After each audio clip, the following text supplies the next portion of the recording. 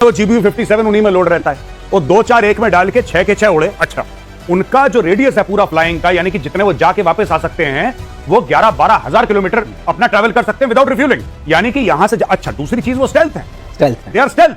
तो आप स्टेल्थ की वैसे जरूरत नहीं है इस वक्त, तेहरान का जो बेड़ा गर्क हो रखा है ईरान का, स्टेल्थ की कोई जरूरत नहीं है। आप एक बस को भेजेंगे, बस का भी नहीं उनको पता लग रहा, ये तो खैर स्टेल्थ है। तो वो जाएगा डिगो गार्सिया से और जाएगा और वहां पे पूरे बम गिरा के वापस आ सकता है with in a matter of few hours. और दिनेश, खास बात यह है कि अगर 200 फीट तक गया, एक के ऊपर दूसरा जा सकता है। हाँ, तो 200, 200, 400 हो गया फिर। हाँ, तो 400।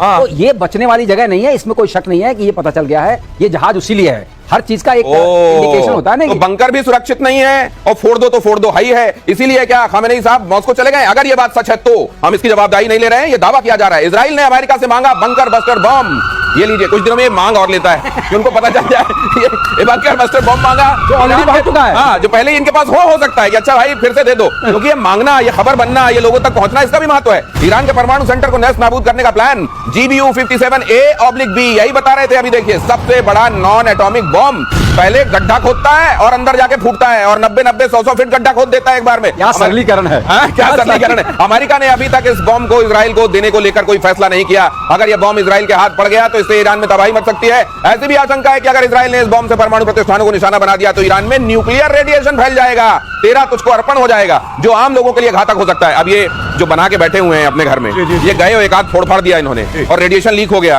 तो फिर ईरान तो पीढ़ियों तक रहने लायक नहीं रहेगा। नहीं, बिल्कुल। लेकिन ये देखिए, मैं आपको बात बताता हूं सीरियसली, कि ये कभी ना कभी तो इनको करना है। इसमें 100% कुछ नहीं होता दिनेश भाई, इसमें 100% कुछ भी नहीं है कि आप ऐसा करेंगे तो यही होगा, रेडिएशन लीक होगा। अगर वहां पे इतने सालों से न्यूक्लियर का काम चलता चला आ रहा है और आप ये GBU 57 मारेंगे उसके अंदर, तो कुछ ना कुछ तो फैलावा होगा, रायता तो फैलेगा। अब रायते को कंट्रोल करना है, आपको कंटेन करना है रायते को। अब बोरॉन से करो या जिससे करो, जो करो। नहीं, उसमें एक छोटी सी बात है, अगर ऐसा मारा हुआ जो रायता फैलेगा तो उतना नहीं होगा, क्योंकि इसमें 3 तरह की रेज निकलती है। थोड़ा सीरियस मामला alpha beta gamma. Alpha beta gamma, ठीक है। तो अल्फा वाली तो ज्यादा कुछ तंग नहीं करती है, बीटा वाली स्किन के नीचे जाती है, बर्न करती है। जो गामा है सबसे खतरनाक है। तो गामा जब फ्यूजन या फिशन होगा अंदर वाला तब होता है, तो गामा का रेडिएशन इतना नहीं होगा। तो ये आईए को ये पता है कि रेडिएशन होगा। एक्सरे तो मेडिसिन वाला होता है, तो रेडिएशन होगा, लेकिन इतना खतरनाक नहीं होगा कि पूरे इलाके को कर दे। तो बोरान जो बताया गौरव ने, वो बोरान पड़ेगा तो अपने आप मामला। तो ये रायता फैलेगा तो उसमें बूंदी बोरान की होगी। अच्छा, एक और चीज मैं कह दूं, सर ने बोला, जब सर कह रहे थे ना कि इसमें 3 किस्म की रेज है, अल्फा बीटा गामा, मुझे लगा सर कहने वाले हैं 3 किस्म के रायते हैं।